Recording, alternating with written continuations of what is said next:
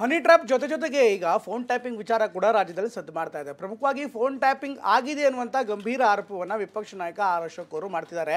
ನನ್ನ phone tap ಆಗ್ತಾ ಇದೆ, ಅನೇಕರ ವಿಪಕ್ಷ ನಾಯಕದಲ್ಲಿರುವಂಥ ಅನೇಕ ಶಾಸಕರ ಫೋನು ಟ್ಯಾಪ್ ಆಗ್ತಿದೆ ಅಂತ ಗಂಭೀರ ಆರೋಪವನ್ನು ಸರ್ಕಾರದ ವಿರುದ್ಧ ಮಾಡ್ತಿದ್ದಾರೆ.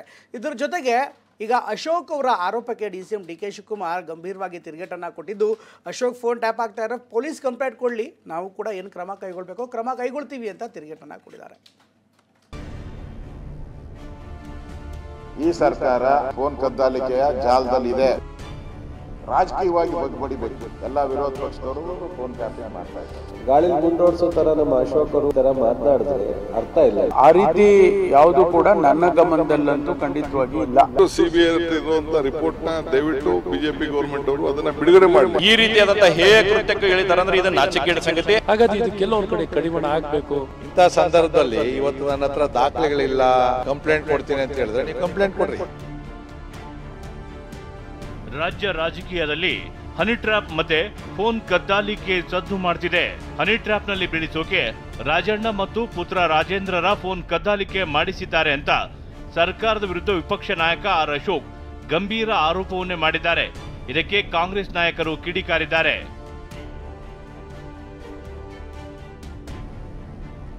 ರಾಜ್ಯ ರಾಜಕೀಯದಲ್ಲಿ ಫೋನ್ ಕದ್ದಾಲಿಕೆ ಬಾಂಬ್ ಸಂಚಲನ. ಸಚಿವ ಕೆಎನ್ ರಾಜಣ್ಣ ಪುತ್ರ ರಾಜೇಂದ್ರ ಫೋನ್ ಕದ್ದಾಲಿಕೆ.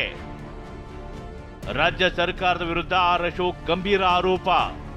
ಹೌದು, ರಾಜ್ಯ ಸರ್ಕಾರ 100ಕ್ಕೆ 100ರಷ್ಟು ಫೋನ್ ಕದ್ದಾಲಿಕೆ ಜಾಲದಲ್ಲಿದೆ ಅಂತ ವಿಪಕ್ಷ ನಾಯಕ ಆರ್ ಅಶೋಕ್ ಗಂಭೀರ ಆರೋಪವನ್ನೇ ಮಾಡಿದ್ದಾರೆ. ರಾಜಕೀಯವಾಗಿ ಬಗ್ಗು ಬಡಿಯೋಕೆ ಮಾಡಿರುವ ಹುನ್ನಾರ ಅಂದಿದ್ದಾರೆ. 100% ಡೌಟೇ ಇಟ್ಕೊಂಬೇಡಿ. ಈಗ ಅವ್ರನ್ನ ಕಳಿಸ್ಬೇಕಾದ್ರೆ ಮತ್ತೆ ಅವರ ಮಂತ್ರಿ ಎಲ್ಲಿದ್ದಾನೆ ಅನ್ನೋದು ಎಲ್ಲ ಅಂದ್ರೆ ಟ್ರ್ಯಾಕ್ ಮಾಡೋಕ್ಕೆ ಫೋನ್ ಕದ್ದಾಲಿಕೆ ಮಾಡಲೇಬೇಕಲ್ಲ. ಈ ಸರ್ಕಾರ 100% ಫೋನ್ ಕದ್ದಾಲಿಕೆಯ ಜಾಲದಲ್ಲಿದೆ. ಇವತ್ತು ಆಡಳಿತ ಪಕ್ಷದ ಒಬ್ಬ ಶಾಸಕನೇ ಆಪಾದನೆ ನಾವು ಹೇಳ್ತಾ ಇದ್ರಿ, ಕುಮಾರಸ್ವಾಮಿ ಅವರು ಹೇಳಿದ್ರು, 3 ತಿಂಗಳಿಂದ ಇವೆಲ್ಲ ಮಾಧ್ಯಮದಲ್ಲಿ ಬಂದಿದೆ. ಈಗ ಸ್ವತಃ ಆಡಳಿತ ಪಕ್ಷದ ಶಾಸಕರೇ ನಮ್ಮ ಫೋನ್ ಕದ್ದಾಲಿಕೆ ಆಗ್ತಾ ಇದೆ ಅಂತ ಹೇಳಿದ್ಮೇಲೆ ಇದಕ್ಕಿಂತ ದಾಖಲೆ ಇನ್ನೇನು ಬೇಕಾಗಿದೆ? 100% ಈ ರಾಜ್ಯದಲ್ಲಿ ಸರ್ಕಾರ ರಾಜಕೀಯವಾಗಿ ಬಗ್ಬಡಿಬೇಕು ಅವರ ವಿರೋಧಿಗಳನ್ನು ಅಂತೇಳಿ. ಆಡಳಿತ ಪಕ್ಷ ಇರಲಿ, ವಿರೋಧ ಪಕ್ಷ ಇರಲಿ, ಯಾರೇ ಇದ್ರೂ ಕೂಡ ಅವರ ಫೋನ್ ಕದ್ದಾಲಿಕೆ ಮಾಡ್ತಾ ಇರೋದು ಸತ್ಯ ಅನ್ನೋ ಮಾತನ್ನು ನಾನು ಅವರ ಹೇಳಿಕೆಗೆ ಸಮರ್ಥನೆಯನ್ನು ಕೊಡ್ತಾ ಇದ್ದೀನಿ. ವಿಪಕ್ಷ ನಾಯಕರ ಫೋನ್ ಕದ್ದಾಲಿಕೆ ಎಂದ ಆರ್ ಅಶೋಕ್. ಇದಿಷ್ಟೇ ಅಲ್ಲ, ಎಲ್ಲ ವಿರೋಧ ಪಕ್ಷದ ನಾಯಕರ ಫೋನ್ ಕದ್ದಾಲಿಕೆ ಮಾಡಲಾಗಿದೆ ಅಂತ ವಿಪಕ್ಷ ನಾಯಕ ಆರ್ ಅಶೋಕ್ ಆರೋಪ ಮಾಡಿದ್ರು. ಎಲ್ಲ ವಿರೋಧ ಪಕ್ಷದವರು ಫೋನ್ ಟ್ಯಾಪಿಂಗ್ ಮಾಡ್ತಾ ಇದ್ದಾರೆ, ಅದೊಂದು ಜಾಲನೇ ಇಟ್ಕೊಂಡಿದ್ದಾರೆ. ಹೌದು, ಎಲ್ಲಾರ್ದು ಎಲ್ಲ ವಿರೋಧ ಪಕ್ಷದವ್ರದ್ದು ಕೂಡ ಆಗ್ತಾ ಇದೆ. ಇದರ ಬಗ್ಗೆ ಕುಮಾರಸ್ವಾಮಿ ಅವರು ಅವ್ರ ಸರ್ಕಾರ ಬಂದಾಗಿಂದ ಮಾಡ್ತಾ ಇದ್ದಾರೆ. ಕುಮಾರಸ್ವಾಮಿ ಅವರು ಹೇಳಿದ್ದಾರೆ, ನಾನು ಆ ಸಂದರ್ಭದಲ್ಲಿ ಹೇಳಿದ್ದೀನಿ. ಎಲ್ಲರದೂ ಕೂಡ ಹೌದು, 2 ವರ್ಷದಿಂದ ಮಾಡ್ತಾನೆ ಇದ್ದಾರೆ. ನೀವು ಗಾಳಿಯಲ್ಲಿ ಗುಂಡು ಹೊಡೆಯೋದು ಬೇಡ. ಅಶೋಕ್ ಆರೋಪಕ್ಕೆ ಚೆಲುವರಾಯಸ್ವಾಮಿ ಕಿಡಿ. ನಿಖರವಾದಂಥ ಟ್ರ್ಯಾಪ್ ಆಗಿದೆ ಅನ್ನೋದು ಪ್ರೂವ್ ಆದರೆ ಅವಾಗ ನಮ್ಮ ಮುಖ್ಯಮಂತ್ರಿಗಳು ಅದ್ರ ಬಗ್ಗೆ ಏನು ಕ್ರಮ ತಗೋಬೇಕು ಅನ್ನೋದನ್ನು ತಗೋತಾರೆ. ಬಟ್ ಏನು ಹೇಳ್ದಲೇ ಗಾಳಿಲಿ ಗುಂಡೋಡ್ಸೋ ಥರ ನಮ್ಮ ಅಶೋಕ್ ಅವರು ವಿರೋಧ ಪಕ್ಷ ನಾಯಕರು ಈ ಥರ ಮಾತನಾಡಿದ್ರೆ ಅರ್ಥ ಇಲ್ಲ. ದೂರು ಕೊಡಲಿ, ಮುಖ್ಯಮಂತ್ರಿಯವರು ತನಿಖೆ ಮಾಡಿಸ್ತಾರೆ, ಅವಶ್ಯಕತೆ ಬಿದ್ದರೆ ರಿಪೋರ್ಟ್ ತಗೋತಾರೆ ಪೊಲೀಸಿಂದ. ಆ ಥರದ್ದು ಏನಾದ್ರು ಇದ್ದರೆ ಮುಂದೆ ನೋಡೋಣ.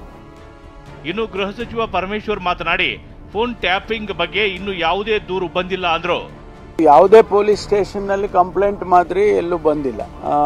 ನಾನು ಗಮನಿಸಿದೆ, ಅಶೋಕ್ ಅವರು ಮಾನ್ಯ ವಿರೋಧ ಪಕ್ಷದ ನಾಯಕರು ಕೂಡ ಫೋನ್ ಟ್ಯಾಪ್ ಬಗ್ಗೆ ಮಾತಾಡಿದ್ದಾರೆ. ಆ ರೀತಿ ಯಾವುದು ಕೂಡ ನನ್ನ ಗಮನದಲ್ಲಂತೂ ಖಂಡಿತವಾಗಿ ಇಲ್ಲ. ನನಗೆ ಗೊತ್ತಿದ್ದಂಗೆ ನಾನು ಜೈಲಲ್ಲಿದ್ದಾಗ ನಿರ್ಮಲಾನಂದ ಸ್ವಾಮಿದು ಫೋನ್ ಟ್ಯಾಪಿಂಗ್ ಆಗಿದೆ ಅಂತ ನಾನು ಪೇಪರ್ ಓದಿದ್ದೆ. ಅದಾದ್ಮೇಲೆ ಎನ್ಕ್ವೈರಿನೂ ನಡೀತು. ಸಿಬಿಐನವರು ತೆಗೆದುಕೊಂಡಿದ್ರು. ಇನ್ನು ಸಿಬಿಐನವರು ಅದನ್ನೆಲ್ಲ ರಿಪೋರ್ಟ್ ಕೊಟ್ಟಿದ್ದಾರೆ ಅಂತ ಹೇಳ್ತಾ ಇದ್ರು. ಫಸ್ಟ್ ಸಿಬಿಐ ಇರುವಂತ ರಿಪೋರ್ಟ್ ನ ದಯವಿಟ್ಟು ಬಿಜೆಪಿ ಗವರ್ಮೆಂಟ್ ಅವರು ಅದನ್ನ ಬಿಡುಗಡೆ ಮಾಡಲಿ, ಆಮೇಲೆ ಮಿಕ್ಕಿದೆಲ್ಲ ಮಾತಾಡ. ಸಿಎಂ ಕುರ್ಚಿಗಾಗಿ ಏಹ ಕೃತ್ಯ, ನಾಚಿಕೆಗೇಡಿನ ಸಂಗತಿ. ಹುಬ್ಬಳ್ಳಿಯಲ್ಲಿ ಶಾಸಕ ಮಹೇಶ್ ತೆಂಗಿನಕಾಯಿ ಆಕ್ರೋಶ. ಹನಿ ಟ್ರ್ಯಾಪ್ ಕೇಸ್ನಿಂದ ಕರ್ನಾಟಕ ತಲೆ ತಗ್ಗಿಸುವ ಕೆಲಸ ಆಗಿದೆ. ಸಿಎಂ ಕುರ್ಚಿಗಾಗಿ ಏಹ ಕೃತ್ಯ, ನಾಚಿಕೆಗೇಡಿನ ಸಂಗತಿಯಾಗಿದೆ ಅಂತ ಬಿಜೆಪಿ ಶಾಸಕ ಮಹೇಶ್ ತೆಂಗಿನಕಾಯಿ ಆಕ್ರೋಶ ಹೊರಹಾಕಿದರು.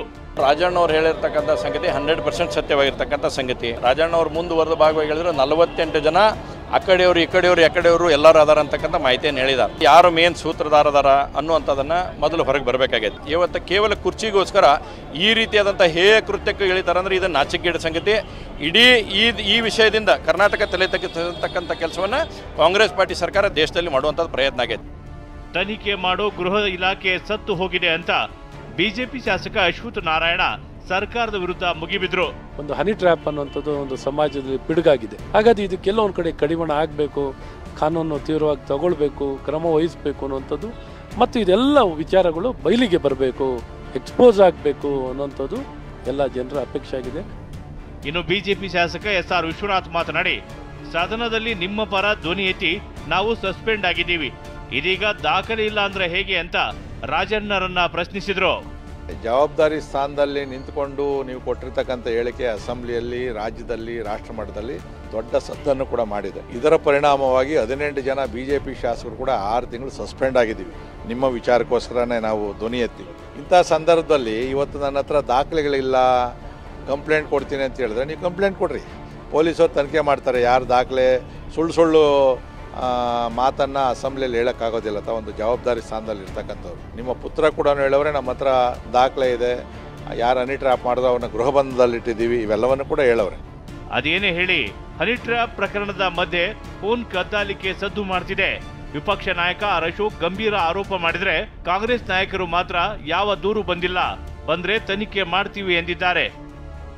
Bureau report, TV9.